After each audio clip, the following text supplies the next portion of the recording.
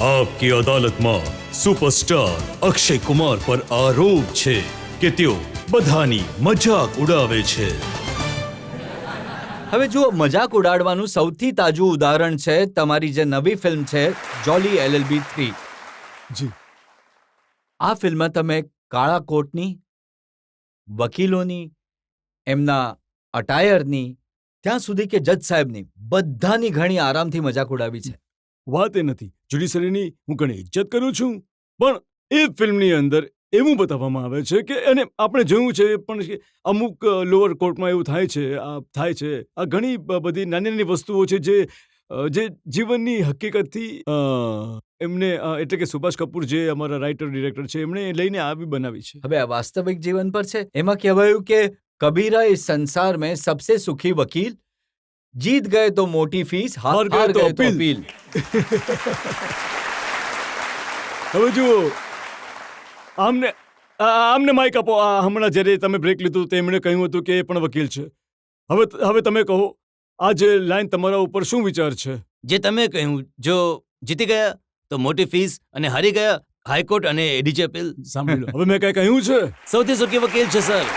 બિલકુલ સાચું કહ્યું sir. Thank you sir. Thank you sir. અમુક વકીલ આને લઈને કોર્ટમાં ગયા ચેલેન્જ કરવા માટે કે આ ફિલ્મને થોભી દો. નહીં, હું એમને હાથ જોડીને એ જ અપીલ કરીશ કે એવું નહીં કરો. એવું નહીં કરો. At the end of the day it is just a film and it's just a film and nothing serious about it. એની અંદર જે મુદ્દો છે એ ખેડૂતોનો મુદ્દો છે. એને જુઓ, આખી ફિલ્મને સમજો. અને તમને પહેલા પાર્ટ 1માં પણ એવું જ થયું હતું, પછી રિટ્રેક્ટ થઈ ગયા હતા. પાર્ટ 2માં પણ એવું જ થયું હતું, પછી રિટ્રેક્ટ થઈ ગયા હતા. ઠીક હવે છે? અક્ષય, મેં આ ફિલ્મ જોઈ છે. હવે જજ સાહેબ કહે છે વકીલ સાહેબ, જાંગિયા બદલવાથી ઝાડા નથી રોકાઈ જતા. એ તો જજ સાહેબને તો હું નહીં કરી રોકી શકું, અને ના તો હું એમના જુલાબ રોકી શકીશ. તો મને નથી ખબર. હાજી, એ સીન એવો છે. તમે જો ફિલ્મ જોઈ છે હમણાં, અને એ સીન જ એવો છે. And that is how he was talking. And અમે સૌરભ શુક્લાજીનું જે કેરેક્ટર છે એ એવું જ બતાવ્યું છે કે એ આવા ટચુકલાઓ બોલતા રહે છે. અને તમે એ જુમલાનો લાભ લઈને ઝાડાનું બહાનું કરીને કાર્યવાહીને રોકાવી દો છો થોડી વાર માટે. તમે એક કામ કરો રજતજી, આખી ફિલ્મ કહી દો એમને. આખી ફિલ્મ કહી દો.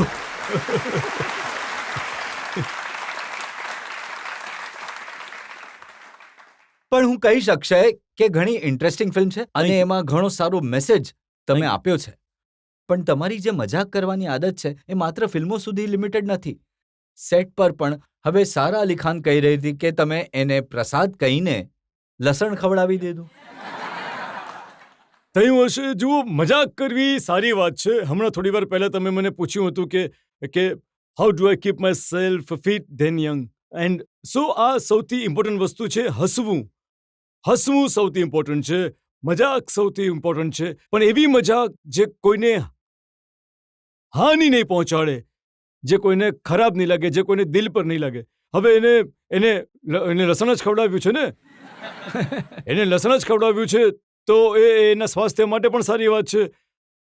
અને પછી મારા અગેન્સ્ટ જ એણે સીન કરવાનો હતો. જો મોઢામાંથી લસણની સુગંધ આવે કે વાસ આવે તો મને જ આવશે, તો એમાં શું છે? તમારા મજાક પર અમિતાભ બચ્ચને કહ્યું કે જો સેટ પર અક્ષય સાથે હાથ મેળવો તો એના પછી આપણી વીંટીઓ, આપણી ઘડિયાળ એ ગણી લેવી જોઈએ. હા, મેં અમિતાભ સાહેબની મેં ઘડિયાળ કાઢી લીધી હતી. હા, મને આવડે છે કે લોકોના ઘડિયાળ કેવી રીતે ચોરી લઉં વગેરે એમને ખબર પડે. અમે શીખ્યું હતું, કારણ કે અમુક એવી કંઈક એટલે કે કાઢવા માટે એવી કોઈ નસ દબાવવી પડે છે કે હું તમારા પણ ઘડિયાળ કાઢી શકું છું અને હું કોઈનું પણ ઘડિયાળ કાઢી શકું છું.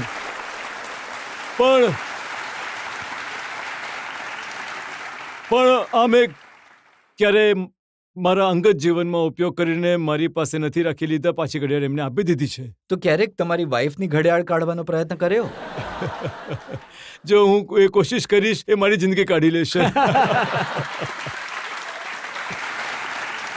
પણ ક્યારેક મેં જોયું કે તમે એમને પણ નથી છોડતા. તમે કહ્યું કે એ ફિલ્મોના સેટ પર નથી આવતી કારણ કે એ ફિલ્મોને નફરત કરે છે, કારણ કે એમની 12માંથી 11 ફિલ્મો ફ્લોપ થઈ હતી. જી બિલકુલ.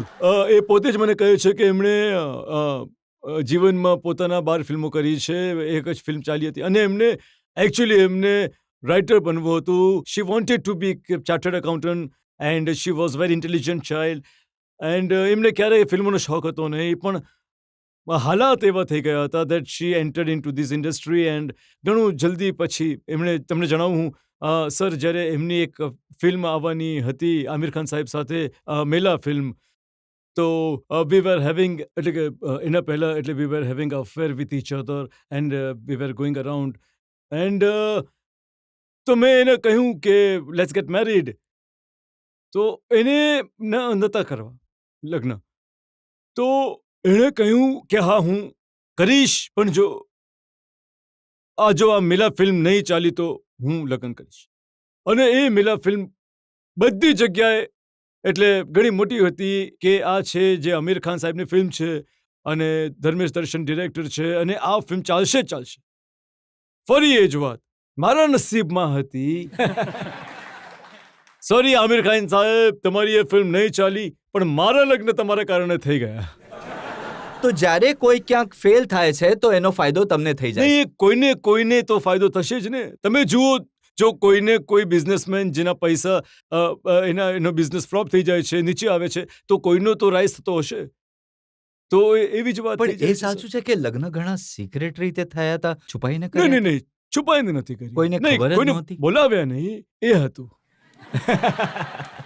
કોઈને બોલાવ્યા નહીં, મેં કોઈને કહ્યું નહીં કે હું તો ઉલટાનું શૂટિંગ કરી રહ્યો હતો સાંજના 6 વાગ્યા સુધી એન્ડ એ પણ શૂટિંગ કરીને આવી એન્ડ વી હેડ કેપ્ટ મારા એક ફ્રેન્ડના ટેરેસ પર અમે લગ્ન કર્યા હતા. બસ. આમિર ખાન કહે છે કે જ્યારે એમને જણાવ્યું તમારી વાઈફે ફોન કરીને કે આવી જાઓ હું લગ્ન કરવાની છું, તો એમને લાગ્યું કે એ કોઈ સપનું જોઈ રહ્યા કેમ છે. નહીં થઈ શકે?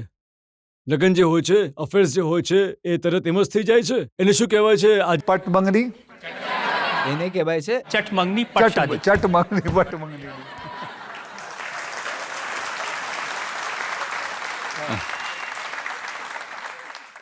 એ પણ સાચું છે કે તમને લાગે છે કે તમારી વાઈફ વધારે બોલે છે તો તમે કોડવર્ડ રાખ્યો છે, વધારે બોલતી હોય તો શું કહેવાનું છે? ચશ્મા પહેન લો. એવું છે ને કે બધાની સામે નહીં કહી શકું, પણ આજે તો હું બધાની સામે કહી જ દઉં છું કે અમારું એક કોડવર્ડ છે કે જ્યારે મને ખબર છે કે માય વાઇફ ઇઝ એટલે કે ફટ કરીને બોલી દે છે, દેર ઇઝ નો ફિલ્ટર. એકવાર જ્યારે અમારા નવા લગ્ન થયા હતા તો મેં પહેલી વાર એને મારી ફિલ્મ જોવા એક ટ્રાયલ શો પર લઈ ગયો હતો. તો ટ્રાયલ શો પર લઈ ગયો હતો તો રજતજી એક જે પ્રોડ્યુસર હતો એને આવીને પૂછ્યું, ભાભીજી કેવી લાગી તમને ફિલ્મ? એને કહ્યું, ઇટ્સ અ શિટ મૂવી. હું ત્યાં જોઈ રહ્યો છું. મેં કહ્યું યાર ગયો હવે આ માણસ તો ક્યારે મને નહીં લેશે ફિલ્મમાં. પછી મેં એને જઈને સમજાવ્યું કે આવું નહીં બોલાય. You can be diplomatic. No, I am like this. હું કાળાને કાળું કહીશ, ધોળાને ધોળું કહીશ. પછી ચાલતું રહ્યું. પછી અમુક દિવસે મેં એને ધીરે ધીરે સમજાવ્યું. પછી અમે એક રાખ્યું છે, એને કહ્યું છે કે જ્યારે પણ હું વધારે બોલી રહી હોઉં ત્યારે કંટ્રોલ કરી દેજે, તો કહી દેજે ટ્વિંકલ ચશ્મા પહેરી લે. તો બસ આ જ છે.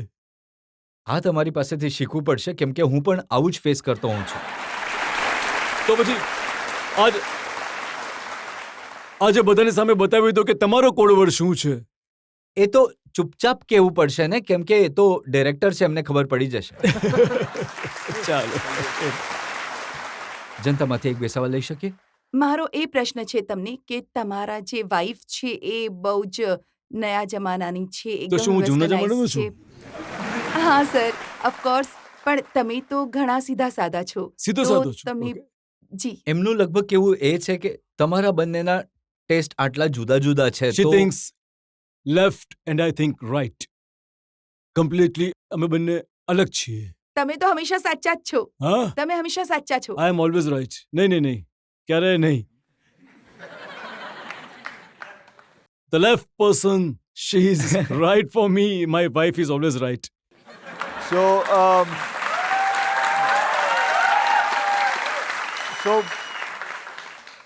પણ અમારી અંદર એક વસ્તુ સામાન્ય છે. કે અમે બંને વહેલા સૂવાનું પસંદ કરીએ છીએ અને વહેલા ઉઠવાનું પસંદ કરીએ છીએ. So that has made a life very simple. She also like watching films. I also like watching films. She also doesn't like parties. She doesn't like go out. Even I also don't like. So આવી અમુક વસ્તુઓ છે જે match થઈ ગઈ.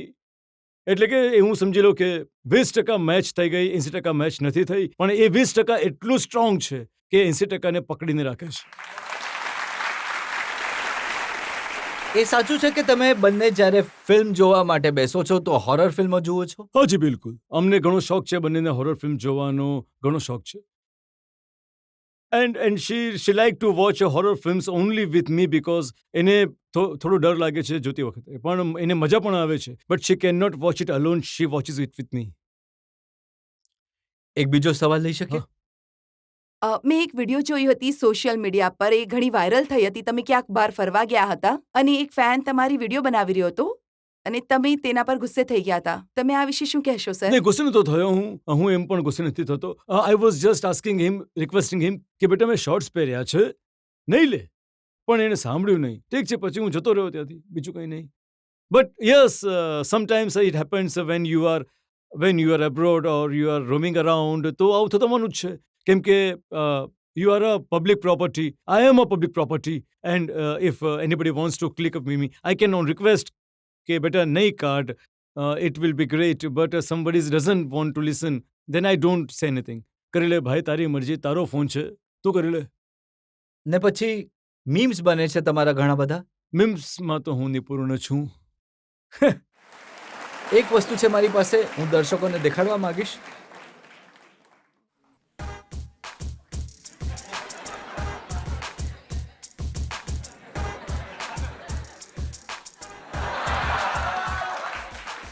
જો જરા એક એક કરીને હું આની વાત કરું. આજે સલમાન સાથે તમારો આવો સુંદર ફોટો છે, એમાં કહો છો કે એક જતી રહી તો શું થઈ ગયું?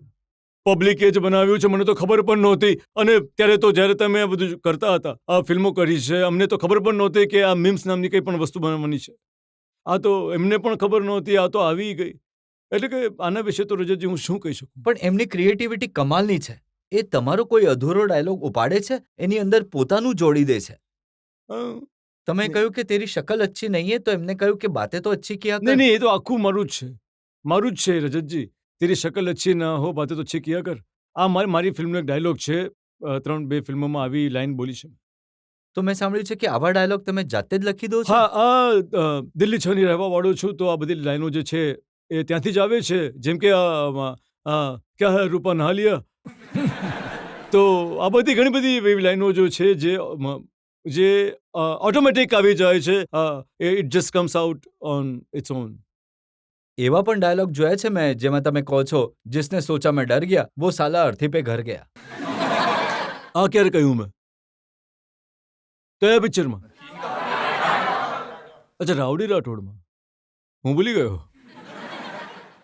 જે પહેલા આવી હતી જોલી, એમાં તમારો ડાયલોગ હતો કે અદબ કી પુડિયા બનાકર પિછવાડે ડાલ દેંગે.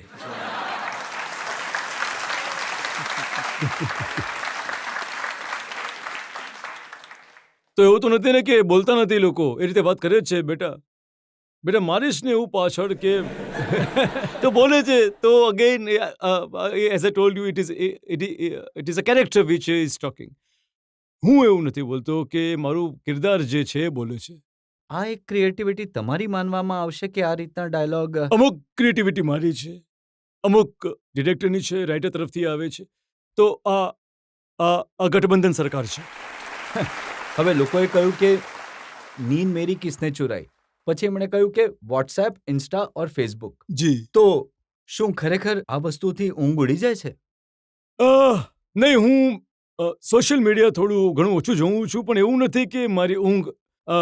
આઈ થિંક મારું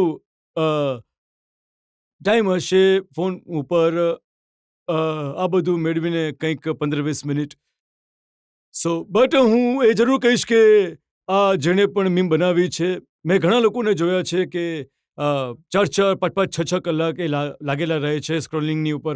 and I have seen, let me just tell you, a lot of young star here again, I'm not giving you gyan or anything, but it does affect your this bone because you're always looking down.